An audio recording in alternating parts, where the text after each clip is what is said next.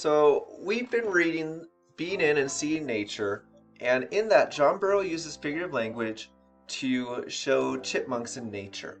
For example, he makes the animals seem more like characters in a story than the objects of scientific research, because he's actually giving us some science facts about it, but he's telling it more like a story. Now, in this lesson, we're going to examine another type of figurative language that he uses. So last time we looked at personification. This time we're going to look at something called an idiom. So we're going to look at this read prompt right here where it says reread paragraphs 6 and 13 of Being in and Seeing Nature. Explain what Burrow means when he says spring is at hand and going and coming, his motions were like clockwork. And we're going to rephrase these two idioms in our own words. And how I want to annotate is we're going to underline the phrases that help us understand that. So let's go to paragraph 6 and 13. And let's begin first by reading it. So I'm going to get my handy dandy drawing tool out, and I'm going to use this rainbow one. Okay. So, oops, and I went too far over. Alright, here we go. And we're looking for spring is at hand. And we're going to try to figure out what that means. The first chipmunk is as sure a token of the spring as the first bluebird or the first robin. And it is quite welcome. Some genial influence has found him out there in the burrow, deep under the ground, and waked him up and enticed him forth into the light of day. The red squirrel has been more or less active all winter. His track has dotted the surface on every new fallen snow throughout the season. But the chipmunk retired from early view in December. He has passed the rigorous months in his nest. He rests beside his hoard of nuts, some feet underground. And when he emerges in March and is seen upon his little journey along the fences, or perched on a log or rock near his home in the woods, is another sign that spring is at hand. Now, does this actually mean that he has spring in his hand or he can reach out and grab it? No, it doesn't. So, what does it mean? Well, there's some context clues. It's telling me that we're in March, and it's also telling me what?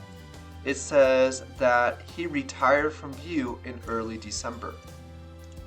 So it's telling me that he was not seen since December, and now he's coming out in March. So remember, a chipmunk, it says he's less active all winter, but that's talking about the squirrel.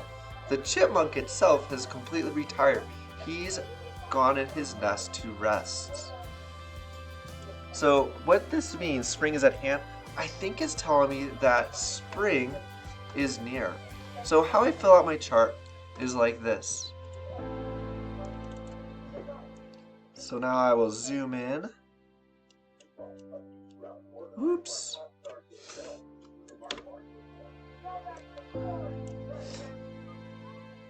And I'm going to make my font a little bit different so we can see it. There we go. And so, what is it telling me? Well, spring is at hand. And then since it's copied straight from the text, I'm going to put it in those quotation marks.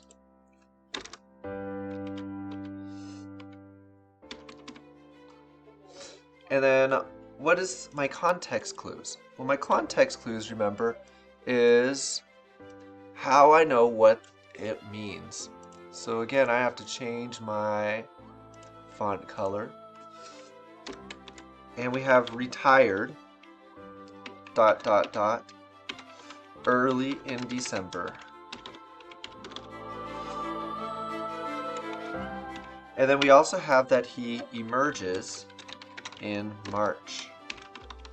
So those are some things that are telling me what this idiom means. So what does this idiom mean, looking at all of this together? Well, I think it means that spring is near, spring is coming.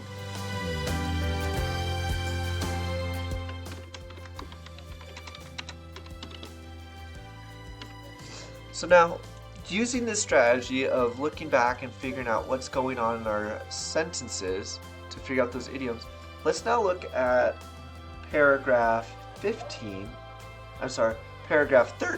to figure out what this phrase means. So we have this phrase right here, and I'm going to slide my bar on over.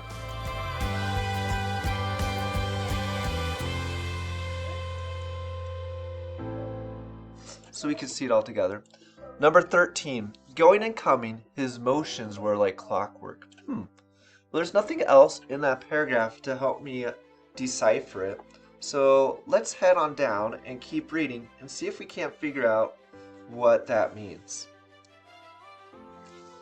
Now, he would pause, a breath with 1 foot raised, slip quickly a few yards over some dry leaves, pause again by a stump beside a path, rush across the path to a loose pile of stones, go under the first and over the second, gain, wow, he's doing a lot, gain the pile of posts, make his way through that, survey his course a half moment from the other side, and then dart on to some other cover, and presently beyond my range, where I think he gathered acorns, as if there were no other nut-bearing trees than oaks near.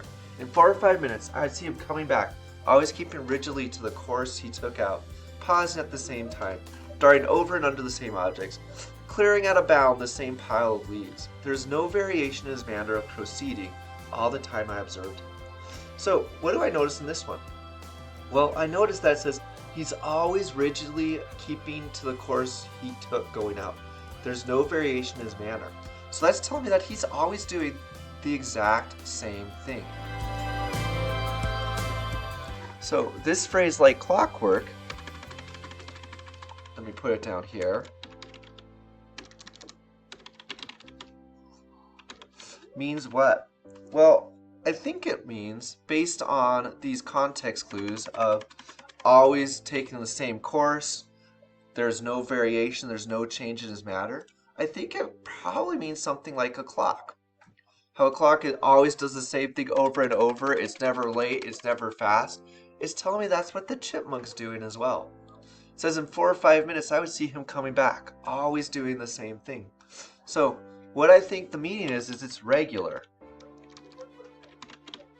and precise, meaning always happening at the exact same time, the exact same movement.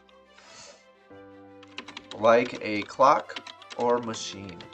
So he's saying this pattern that he's doing is so unique, so amazing, because it's the exact same. He doesn't even get bored with it. Now, the second idiom is like clockwork, and the paragraph is very short. It doesn't provide any clues to that idiom's meaning, so that's why I went ahead and read paragraphs 14 and 15 to help me. The chipmunk is doing various tasks or various things, and there's no variation, there's no change in his manner. So it sounds like the chipmunk's activity follows a certain pattern. So like clockwork must mean regular, precise, or like a machine. Going back to that first idiom that we had up here, what did we notice? The idiom spring is at hand is used at the end of the paragraph, and it talks about the chipmunk retiring or resting in early December, and then emerging back in March. It seems that the chipmunk is no longer in his den, and won't be going back in for a while. So I know spring begins at the end of March. So the idiom must mean that spring is near. Remember, an idiom is when we say something, but it kind of means something completely different, like it's raining cats and dogs, or go break a leg.